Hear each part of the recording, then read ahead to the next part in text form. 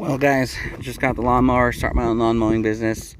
The problem was when I would try to drive it up, it would just start spinning the wheels when it got like started teeter-tottering right here.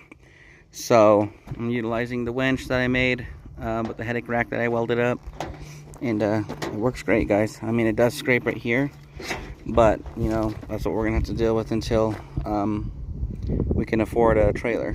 Check it out.